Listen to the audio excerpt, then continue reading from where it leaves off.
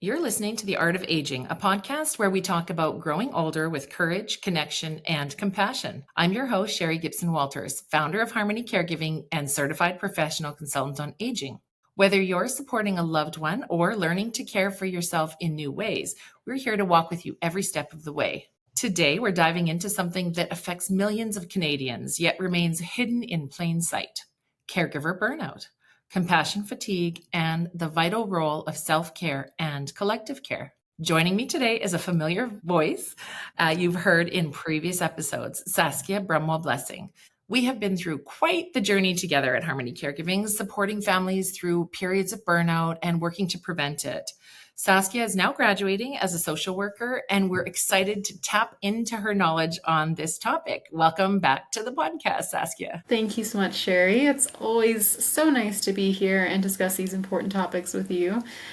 We've had so many deep conversations about caregiving over the years, and with all the joy and the fulfillment that caregiving can bring, I think something that's often not talked about and something that goes unacknowledged is the challenges that come with caregiving as well. And we'll talk about those today.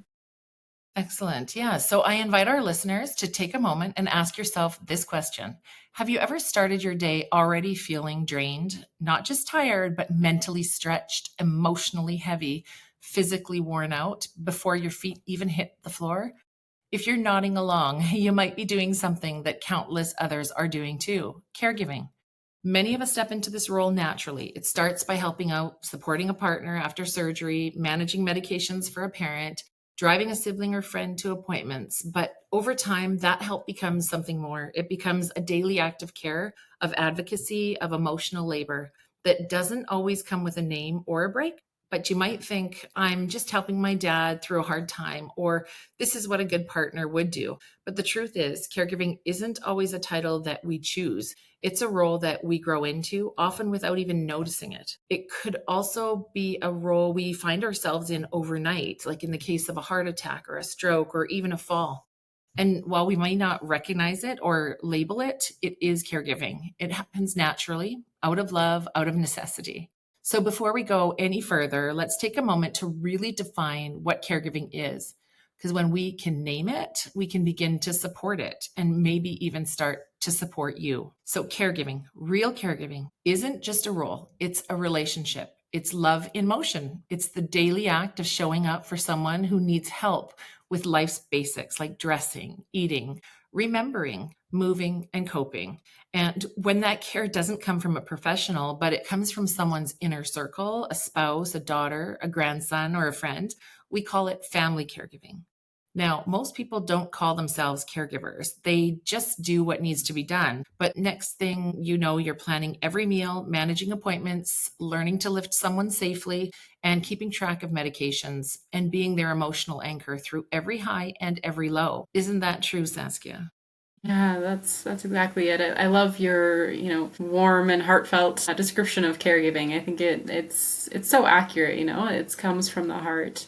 And, unlike professional caregivers like healthcare aides and nurses who might have, clear shift times and structured support and time to rest after their shift ends, family caregivers are often on all the time. There's no off switch to caregiving. And the responsibilities build slowly and quietly, like you said, until one day it feels like you're carrying someone else's world alongside your own.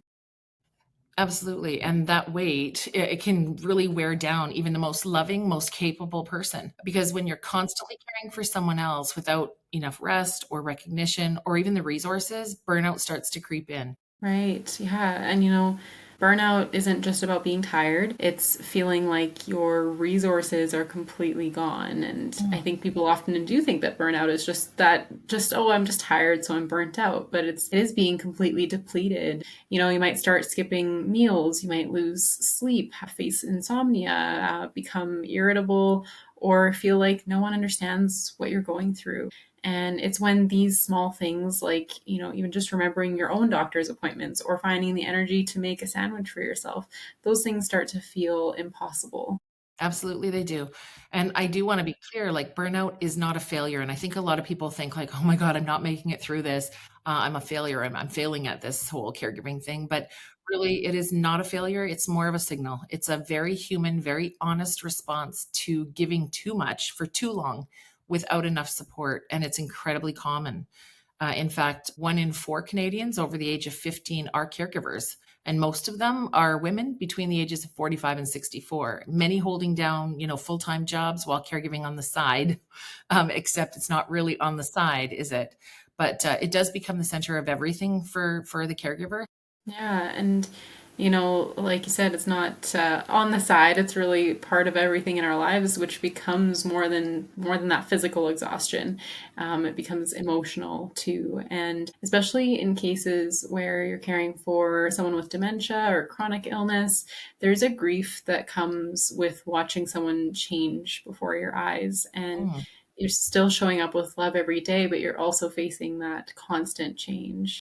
Yeah, absolutely. And, the grief piece is exhausting in itself. So that's why Mhm. recognizing burnout early is so essential. It's because the sooner a person can name it, the sooner they can get support and start to heal again, and also gain tools to make caregiving more sustainable for yourself and for your loved ones. Yeah, that's right. And I think healing doesn't always mean taking a vacation. Sometimes it's as simple as asking for help, connecting with a support group, calling in a sibling or a family member, even just saying out loud, "This is hard and I can't do it alone." And acknowledging that can be so important. Yeah, absolutely. And I think one of the things that a lot of people are not good at is saying this is hard because it's just, one of those things. So a lot of people don't talk about it. And that brings us to something that's often missing in conversations about caregiving, like how the healthcare system actually sees a person who's a caregiver. More often, it doesn't, right? So I'm going to ask the listeners, has a healthcare professional ever looked you in the eyes and asked, how are you doing? Not your parent, not the person you're caring for, but you, because that's a simple question, right? And it should be routine, but right now it's quite rare. Yeah, that really stood out to me in a recent webinar that you and I attended, hosted by Caregivers Alberta, where they asked that question. And we thought, wow, it's crazy that that's not the norm. And this particular webinar, they focused on something called social prescribing.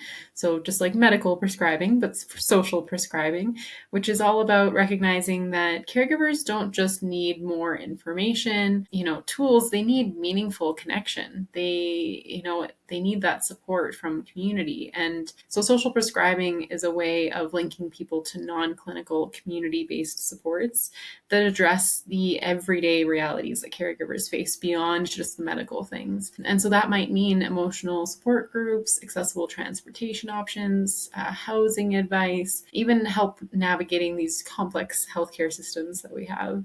Yeah, absolutely. And one of the other things that was mentioned in that webinar is the lady who needed meal preparation or meals, like assistance with meals, because that was a huge burden for her with her partner, and that was huge to see how much of an impact just getting connected to something like Meals on Wheels had on her. So I definitely felt like that was very much an eye opener for us as well. I mean, we know connecting people to a resource they didn't know about is a good thing, but when you actually hear the person's story firsthand and recognize that it's not just the meals that makes the difference, it's something beyond that, which really, it was actually really eye-opening for me. But here's the part that hit home for me during that webinar from Caregivers Alberta. They shared a powerful statistic, and that is that 80% of our health depends on the social determinants of health, which is things like food security, safe housing, income, and notably our relationships with others. And we did actually talk about that in a previous episode, right, Saskia? It's called like how your past shapes your future, where if our listeners haven't listened to it yet, I really encourage them to go back. It gives a deeper look at how your social environment, not just your genetics and your medical history, shapes how you experience burnout, aging, and resilience, but it also touches on those things like the food, the access to food. And for this particular lady, it was like game changer. So yeah, interesting, Right. Saskia. Yeah, I like that you shared that story. I think about that lady telling us that it wasn't just the food, it was also the fact that having someone to reach out to and talk on the phone when she's getting the food, ordering the food, going into the Meals on Wheels store and collecting the food. It was a whole social Mhm. experience that she also craved because she was so isolated. I think, yeah, that statistic is so powerful. that the social support and the food security, those things come hand in hand. Like everything's connected to each other, and we all need to have those systems. And I think that's why this topic matters so much, because burnout isn't just about being tired. Like we said, it's about being unsupported in a system that wasn't designed with caregivers in mind. And that's where social prescribing becomes more than a buzzword or something new, interesting on the table. It really becomes a lifeline for people. Yeah, I think it's like they had actually used the term building bridges. So, like when we say that everything's connected, everything in caregiving is interconnected, like all of those determinants of health, right? But it's not always connected for people to navigate. So, that's what I really liked, is that it's about building bridges. And so, to like the real support, the real resources, the things that can make life more livable, and to people who truly understand what you're carrying. It's sometimes a lot to carry. So, for those listening, this isn't just something theoretical or out of reach. If you're in Alberta, organizations like Caregivers Alberta are doing the work to actually make these connections much easier and much more accessible to everyone. Through social prescribing, caregivers are finding not just emotional relief, but tangible changes in their lives. And was that lady better physical and mental health, more confidence to support her loved one in their own home, and a real reduction in isolation and loneliness. And you could see it on her face, right? She was smiling and happy to share. So if you remember from our past episodes, loneliness isn't just a feeling, it is a health risk. It's been shown to be worse than smoking in terms of long term impact. And that's what we had talked about, Saskia, yourself and I. So, in the long run, social prescribing can actually lead to fewer and shorter hospital stays. And it builds the strong community ties, which create natural support systems. And that is what makes caregiving more sustainable over time, right? Yeah, it's amazing through that webinar, and just as we've talked about this more today, it's amazing to think about how community support makes such a difference, and it's something that we can often forget how important it is. I do want to say that, if you're a listener out there and you're feeling overwhelmed and you don't know where to start, that's okay. And that's honestly very common. We saw that in the webinar the other day with many caregivers who attended who didn't know who to reach out to, where to begin. And that's normal. You're not expected to do this alone. You're not expected to have all the answers right away. And so social prescribing is about someone else reaching out to you and saying, hey, you need help. You might need some help. We see you, we value you, we see what's going on, and you deserve that support too. Yeah, Saskia, I think you made a very good point. It's like we actually see this all the time. We see amazing caregivers who are trying to carry it all, and they're trying to do it without a map, or like without a team, or without a collective, or a community, or what they said was village, without a village, right? And I think that it reminds me about a story of a family that we worked with not too long ago, where two grandparents were actually caring for their adult grandson who lived with developmental disabilities, and they had been his primary caregiver for years. Quietly, like, they managed every part of his day: meals, hygiene, safety, medications, routines. And at first they said it felt like it was totally doable. But as time went on, and as their own health started to change, right, as grandparents to this gentleman, they began to notice the signs of burnout creeping in. They became more irritable, easily overwhelmed, and often too exhausted to even meet their own basic needs, which wasn't easy. Eventually, they did reach out for help. It did take a few tries to find the right caregiver fit, someone who could step in with, the compassion and also the consistency that their grandson needed. But once they found that support, everything did shift and the stress softened. We found that, their patients returned. They finally had space to go to their own medical appointments, enjoy their own marriage, rest without guilt, and simply like breathe. So, what changed wasn't necessarily just the task sharing, it was the reminder that they didn't have to do it alone, right? So Yeah. that I think is a big thing. You don't have to do it alone. There is a village. You just have to tap into Yes. Absolutely. And tapping into it can be so hard. I think that's it. where Mhm. people forget that to reach out to ask for help. And that story hits me so deeply because that moment is so common, when people feel like I just can't do this anymore. And, it usually happens because we get a little bit of a Superman complex. We think I'm the only one that can do this, and this is my responsibility and my responsibility only. And yeah, we forget that asking for help from others is okay, and it's honestly expected. It's not expected that you can do it all by yourself. Yeah, and it's interesting that you mentioned that Superman mentality because I think sometimes people think you're already, a lot of the times they reach out for help too late and they're already at that burnout stage. So then they're not wanting to or willing to or able to sort of articulate what the needs are. And so they find that part of it exhausting, right? In itself. So I do think that that really actually sets the stage for what we need to talk about next because when that kind of support is missing, the emotional weight can begin to affect everything, right? When we look at the impacts of burnout, it not only shows up as fatigue and forgetfulness and frustration, but that it can actually manifest in physical illness, which we have talked about before and know very well, right? So, anything else Yeah. on that, Saskia? Yeah, as you talk about it, I can think of not just one story, but so many stories where we've known individuals who faced physical illness that was likely linked to burnout. We can't diagnose that. I can't say for sure that they were burnt out. Although some of them may have used that word themselves, it's still those symptoms are showing up, right? And that challenge is showing up, and the physical illness is there. It reminds me of one couple in particular where the wife was the primary caregiver to her husband. And she was his lifeline. Like we said, she was his village. She supported him for years, every single day with his healthcare needs. And there's family involved, but she was really that key person. And one day she suddenly found herself in the hospital with her own serious health challenges that really showed up kind of out of nowhere, it seemed.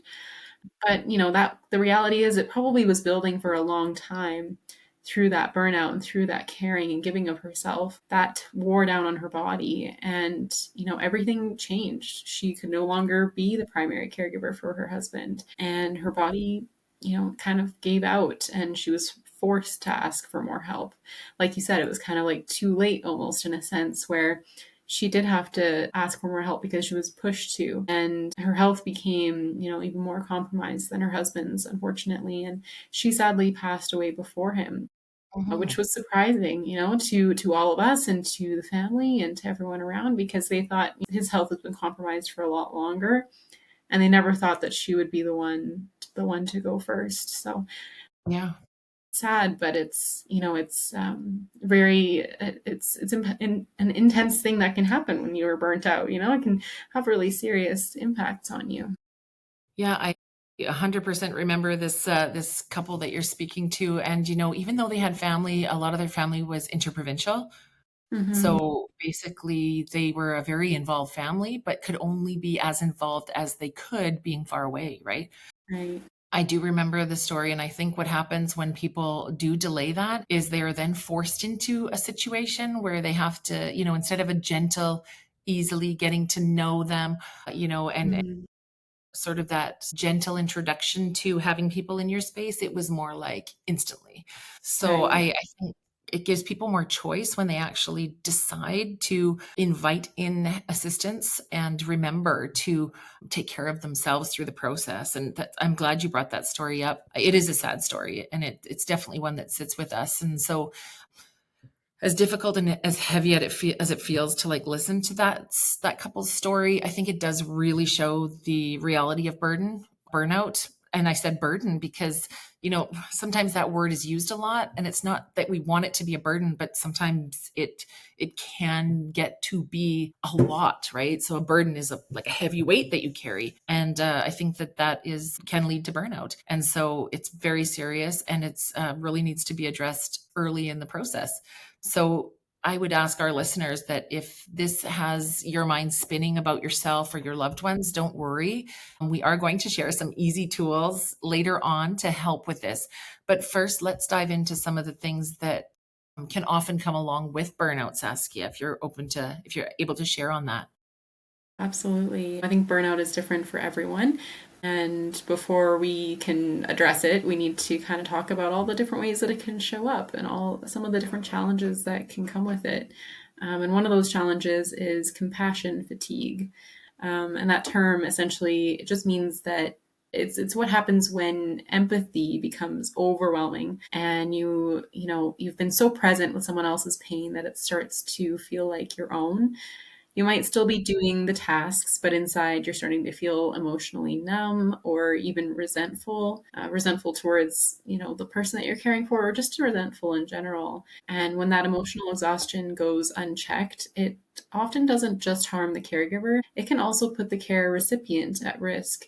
Sadly, studies show that burnout and compassion fatigue are linked to a higher likelihood of neglect or unintentional harm. And that's not because caregivers don't care or because they don't love the person that they're caring for, but it's because they're overwhelmed and they're unsupported and they're stretched way far beyond their limits. I agree with that, stretched far beyond their limits, right? And that makes so much sense to me. And that's actually what's often overlooked is how easily that leads to a total disconnect, not just from your loved one, but also from yourself, like as a caregiver.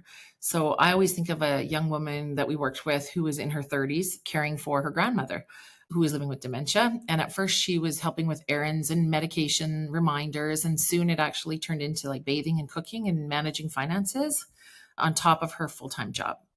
So she ended up moving in with her grandmother and taking compassionate care leave from her work. So to take care of her grandmother.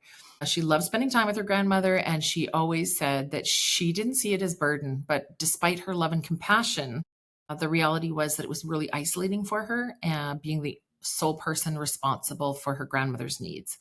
She also feared that if she took too much time off work, the harder it would be for her to actually return to the workforce and return to her career at some point, when her grandmother was better or passed away.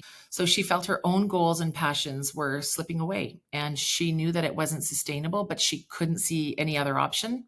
She expressed it as a feeling of failure for not being able to manage everything on her own. And there we go again with the failure. But she wasn't a failure. She was burnt out. Yeah, and that's why I think recognizing those early signs matters so much. When you start to feel like your sense of self and your own identity is kind of shrinking, and you're constantly waiting for the next, shoe to drop, you're bracing for the next emergency, or even just the next task on the list because there's always so many. When those things are happening, it's time to take a step back and ask yourself, am I experiencing burnout? Could something more be going on here? Could this be impacting me in some negative ways? And that's why I think organizations like Caregivers Alberta are so fantastic. And the fact that we are doing this podcast to shine more of a light on caregiver burnout and, that it is actually a real thing is very important. And if you're navigating caregiving, aging, or burnout yourself, visit us, call us, and we're there to chat. So you're never alone. And we can connect you to some community resources as well. And so I think, Saskia, is there anything else that you'd like to share as we wrap up here? Yeah, I just want to thank you so much again for having me in this conversation. And yeah, I do agree to anyone listening out there, you're doing an amazing job. And like you said, it's not every person that will take on this role. So just, be proud of yourself, be kind to yourself, love yourself a little bit for taking on something that not everyone out there will do. It's a meaningful thing that you're doing, and we want to support you in that. And that's what this is all about. And so hopefully a couple of the things that we talked about today helped. And if not, there's many other steps that we'll, continue to share in our work together, and everyone has different solutions that's going to work for them. Absolutely. And so we just invite you to be kind to yourself, reach out when you need to, and remember that aging is not just a journey, it is an art.